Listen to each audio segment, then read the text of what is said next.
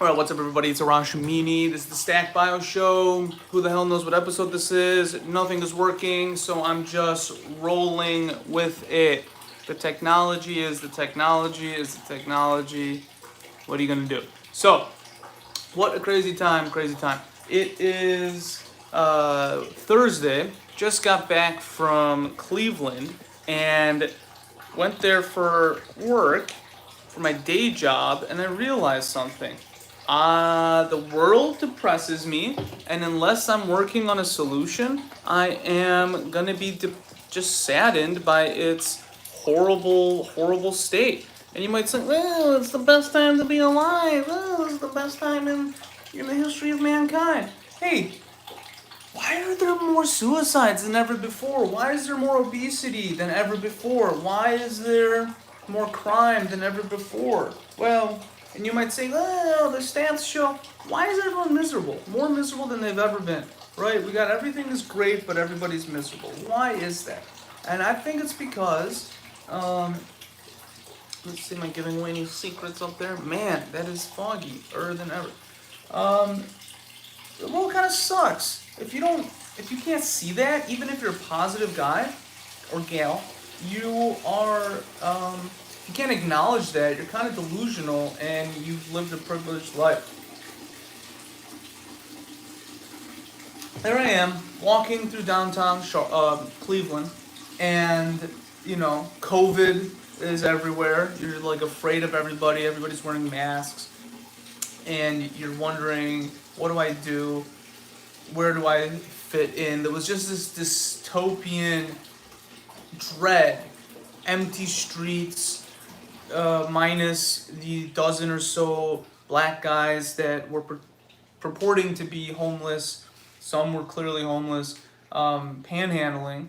And I say that with all due respect. I didn't see one white guy panhandling, but maybe that was just the time of the day. And these immaculate turn of the century buildings, and I'm thinking to myself, I have a sense of how expensive these things are. It's insanely expensive to build one of these buildings, and they're just sitting there empty, kind of highlighting the fact that, highlighted by the fact that no one's out and about. But yet there are these homeless people panhandling on the streets. And the disparity between the haves and the have-nots was just never been more stark. These buildings from the Gilded Age, of a time where black people weren't allowed to own much, where slavery was just behind us, and where, institutional racism was like, duh, right? And it broke my heart. It really broke my heart. It made me really sad, and I felt a deep sense of despair for humanity. I'm wondering, what in the hell are we gonna do? How do you get these people the jobs, the help, the whatever they need? And, of course I have ideas on how to do that, but who wants to listen to a guy with no pedigree, with no PhD, with so on and so forth? And yet, I wrote about it and I thought about it, and I'm like, this is interesting because we have all the infrastructure we need in this world to live immaculate lives. The city of Cleveland had everything in place. All the bars, restaurants, universities, buildings, schools, theater district, right? Office building. All the hardware was there. But the software sucked. Nobody was happy. And how can you have such a seemingly nice looking city with no hope, with an eerie sense of despair permeating the streets like a poisonous fog? What do you do with that? And I think this is the state of the world right now. I think this is the state of humanity. We're all really stuck in this rut, and it's sucks, you know? So I want to help upgrade this software we're running. We got all the hardware we need. You know, I just designed like the world's most scalable, advanced, powerful bioreactor. And it scales from the micro usage to any scale of industrial usage needed for the mass production of biomanufacturing goods and outputs. And I've done it with off-the-shelf parts, right? Like everything exists that we need right now to get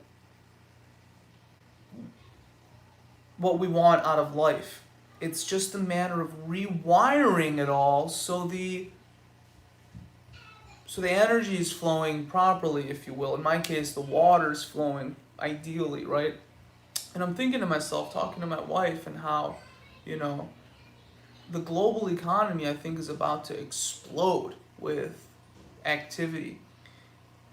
But there's this issue where all the good ideas are outside the mainstream. That means outside of academia, outside of, you know, corporate media, outside of elite cities, elite universities, and elite companies. Yet all the resources are tied up in elite companies, elite cities, elite universities, and so on, the mainstream. And so how do we bridge that gap? I represent someone that has world-changing ideas. I know I do. I'm 100% certain of it. And if anyone sat down with me for an hour and a piece of paper, I could draw them diagrams and state facts and explain to them. But nobody will listen to me in the mainstream. The few people that will listen to me are my advisors on this project. But even they are busy and not sure if I'm legit or not, and unable to invest. So where do you go? Do you go to venture capitalists to get the money? Well, I don't have the following to prove that I'm legit, and I don't have the revenue to prove, right? And so all the resources are tightly coupled together in the interior of the economy, if you will. And all the ideas are outside, loosely floating around, mixed with bad ideas. There's plenty of bad ideas for every good idea.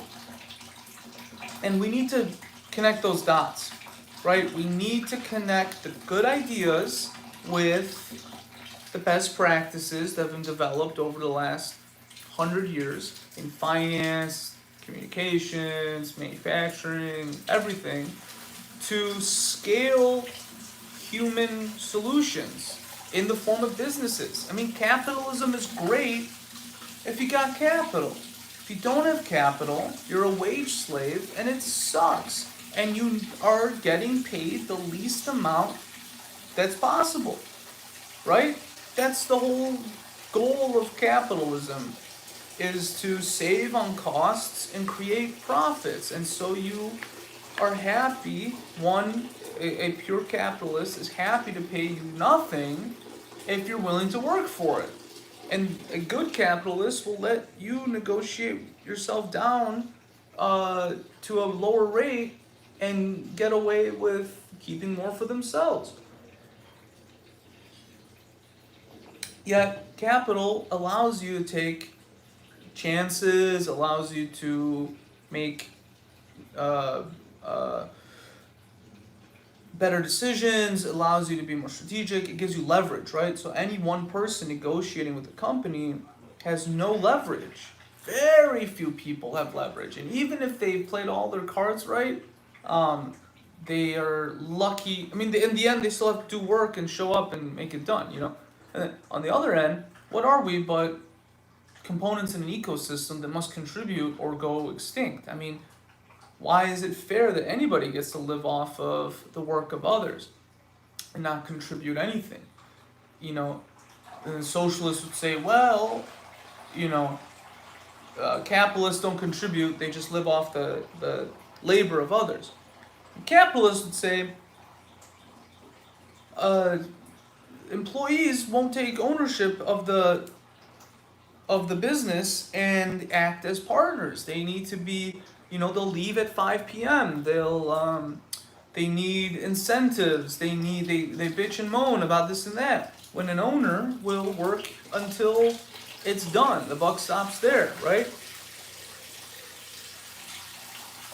And who's right? Who's wrong? I think they both are both. Both are right, both are wrong. To me, capitalism is incredible, and it's the most effective way to organize human activity for common good. So if the common good now, the goal is something that's best for all, a safe vaccine for COVID, then we can all work towards it.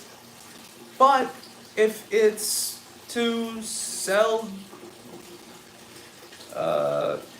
drugs that destroy the human immune system, then what the hell are we doing, right? And if it's used to suppress human ingenuity by buying patents and shelving them, then it's a counterproductive force. So capitalism is awesome if you have capital. If you don't have cash on hand, you can always use other people's cash. That's certainly true. But it requires knowing or having access to people of high net worth, which means you have to talk business, which means you have to understand value in the financial value and be able to communicate it, right? And not take it personally, and so on and so forth. It also, if you don't have cash on hand and you want to get access to other people's capital, you have to have time to do so. And that's hard for most people, to make enough time available to pursue other endeavors. And I've spent years figuring out how to free up my own time while producing cash flow to live off of. I've done it. Here I am. It's a Thursday afternoon, putzing around, going to the hardware store, working on my farm, working on my projects. Right? It's totally doable. But it's frustrating that you have to do it. Yet, should you be able to avoid it, right? I often think, my God, what I could do with venture capital. Oh my God, the things I could create. But I don't have enough signal to stand out from the noise and access it. I can't get enough meetings set up to get through enough no's to get my yeses to get funding. It's just like not mathematically possible. My network doesn't allow for that. My pedigree does not allow for that, and I guess thus my network. So here I am, a very stable genius, on the cusp of greatness, I hope, seeking to become a greater man, and to be worthy of that greatness. And on the outside, maybe though the periphery of the mainstream, with a world-changing idea that's taken me a decade of sacrifice to obtain, to stress test, to develop, research and develop. I had foregone a PhD. Whether or not I would have been accepted is another thing in molecular engineering. I forgot. I gave up the opportunity for several jobs because I was pursuing this and they didn't align. And I got evicted. I got into debt. I've gone bald. I've lost so much in pursuit of this idea that I knew was required. If someone, and people gave me money. They invested. They allowed me to pursue this with resources, and I just couldn't figure it out fast enough. It was a really complicated idea. This business is going to be the most complicated. It's like a little bit of everything, and that's a pain in the butt. But it also makes it recession-proof and creates a huge barrier to entry, and will make it, if successful, a lasting legacy, because what takes forever to build takes forever to dismantle, I'd hope.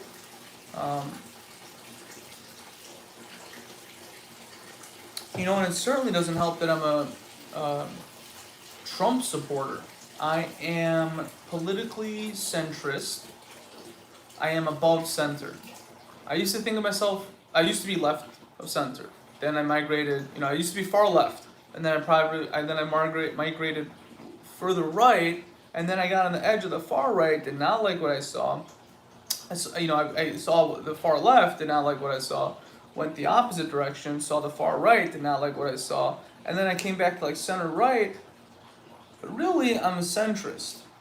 I seek the middle ground naturally, because that's where progress occurs, when two parties can agree and move forward. And I'm very pragmatic. I want us to get to the promised land, man. I want us to get to the next thing. What we're capable of is unbelievable if we just work together instead of constantly fight. And yet, I'm a Trump supporter, man. This guy saved us all. He saved the planet. He gets a free pass. He can do whatever he wants. And if we had another president right now, President Hillary Clinton, are you kidding me? This lockdown would never end. It'd be the beginning of the bureaucratic demise of this country. I mean, we would be a socialist regime that would have made Maoist China and Stalinistic Russia envious. What with our social media capabilities, telecommunication, nuclear warheads, oil reserves, military, we could do whatever we wanted at any scale, and it'd be inch by inch towards the social gulag of self-censorship that we see permeating all facets of life, through all walks of life, and no one's safe from it. Even the, independently wealthy can become ostracized and kicked out of civil society, polite society, by not having the right political views or whatnot. No one's immune from this. And I want to be a unifying force. I want to help everybody make more money. I want to help de-escalate tensions. I want to help advance progress. I want to help everybody. Everybody. No one is beyond my help. And the more I can mediate, the more I can crisis manage, or what's it called? Crisis aversion, the better, right? And as far as I can tell, the only way to do that really is to elevate my status socially by becoming a billionaire. I literally don't know any other way that I could personally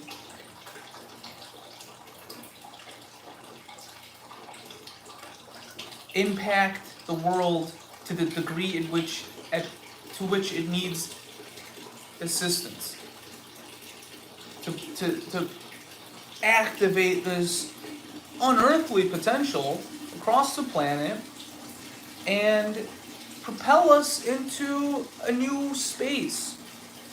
However, between here and that new place of, let's call it global peace and prosperity, global prosperity perhaps is a better way to put it, because that infers peace has been achieved. We have problems to solve, big problems. We have oceans that need cleaning. We have air that needs cleaning. We have prisons that need reforming, schools that need updating, judicial systems that need more flexibility. We need a political process that, that might be the one thing that doesn't need much change, honestly. We need, lobbyists out of politics. We need transparency in the financial system. Like, everything's got to get updated, right? Everywhere is Cleveland right now. Great bones, great structure, fantastic, and honestly, a hell of an accomplishment. You think about the people that, through might or malice, brought humanity from nothing to where it is now.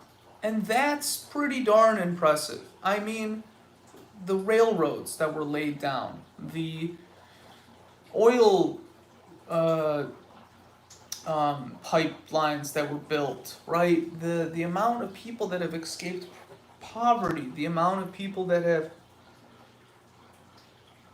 escaped malnutrition, the amount of people that have learned how to read. I mean, all of these things are immense accomplishments, and we should thank the previous generations.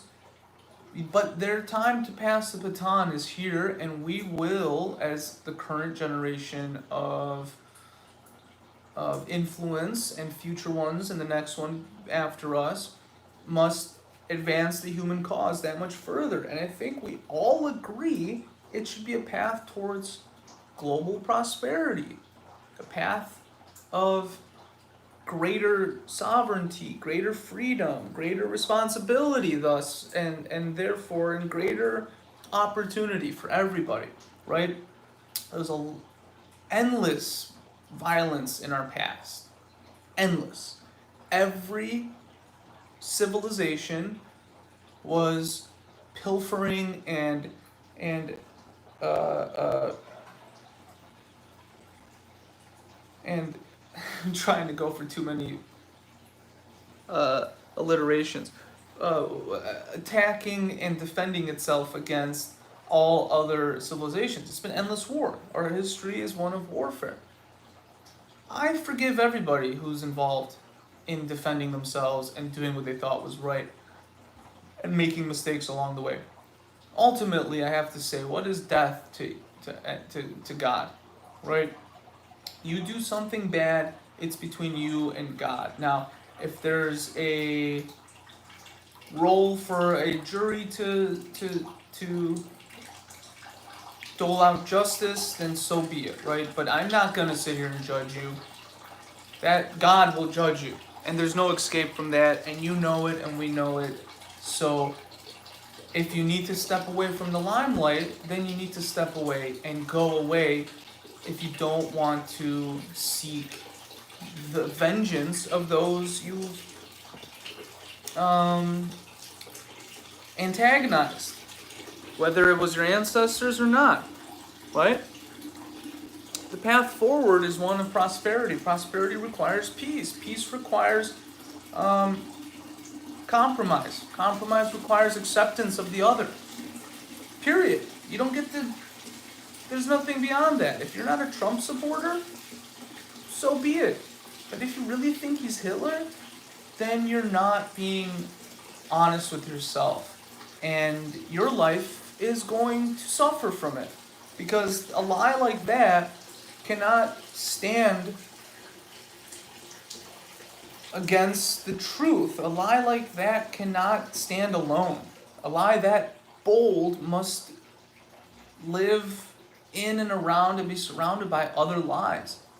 And so if you think the president is Hitler, you probably have a lot of other false beliefs. And those false beliefs are going to cause you panic and pain and all sorts of negative emotions that you're going to be ultimately responsible for. And you're going to ultimately feel. And sure, you can project that onto others, but the U.S. population, our society is getting sick and tired of it. And they're just going to cut you off. And you're going to have to deal with it on your own. So it is up to each and every one of us to be a part of this new journey forward. I mean, we have endless technologies sitting on the shelf waiting to be commercialized. Power production, transportation, telecommunications, housing, manufacturing, construction material, like everything we need to live unbelievably free lives is just sitting waiting at our fingertips. And if you're not going to claim it, then you're going to work for someone who does. And that's great, because everybody needs the help of others to get something going. Now, back to that original tension. If it's not your plan, the degree to which you will receive wealth or income or power or prestige moving forward is going to be proportional to the degree to which you help humanity self-actualize. How many people can you help, and how deeply can you help those people? You help one person very deeply, you can make a hell of a living off that. You can make enough money to live comfortably anywhere in the world. If you help 100 people pretty darn well, you're going to even make more money. You help 1 billion people a little bit pursue self-actualization, you're going to be a billionaire. Right? If I had a toothpaste that actually cut down on healed cracked teeth, right? Like, everybody that uses that is going to be able to avoid disease, avoid pain, avoid the dentist's office and the bills and the time associated with that, enjoy more meals. Like, you're going to improve the quality of life for the average individual. You're going to get real money for that. That invention is probably sitting on the shelf somewhere. Somebody knows about it, hasn't put two and two together, and they haven't acted on it. And that's the massive opportunity. Every product you see in the market, every business you see in the world has an enlightened version of itself waiting to be brought to market. Every product can be reconfigured, repositioned even, in a way that clearly adds more value to the person using it. And for those that want to, or it's beyond want, for those who feel called to do so, they will find their way to market. There's enough resources. The challenge is not getting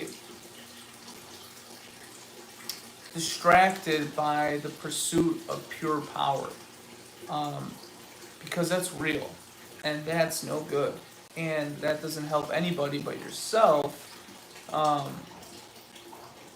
and that'll ultimately derail your best laid plans and disallow the propensity for serendipitous events to unfold. Let God mix your salad. Let God get his hands dirty in your life. Let God shake things up. Connect the dots for you. It happens all the time. It's okay. Don't worry about it. It's real. You'll experience it once, you'll be sold for the rest of your life. You are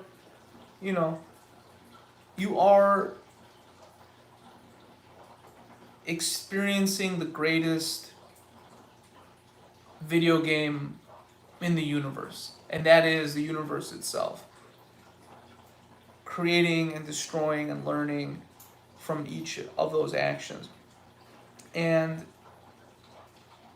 there's no better game to play, right? There's no better game to play. It's the best game in the world.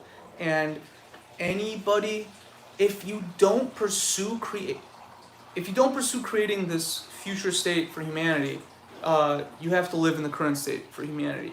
And this is effectively the logical conclusion of 10,000 years of tribal warfare. So if you want to live in that world, go for it. Join a tribe, go to war, get nothing done, see no progress. Hopefully you win, and hopefully you have the wherewithal to forgive your enemies. If you can't stand the world we're in because everything is fake, everything is toxic, everything is a lie, so to speak, then you have to create. Then you can create around your immediate frame of reference that world that you would rather live in. And by pursuing your vision for a future world that's better, you end up creating it as you move forward towards that future state. You end up creating a tiny little bubble that fully encompasses you. And that becomes your new frame of reference, and allows you to live in that future world as an individual while you work towards it, and while maybe others join you towards a common goal that will be determined as everyone's vision of the future world comes together. But I've learned that walking through the streets of Cleveland, unless I'm actively pursuing that vision of a future world for Stack Bio, then I'm gonna be depressed. And that's that. So here we are, and here we go.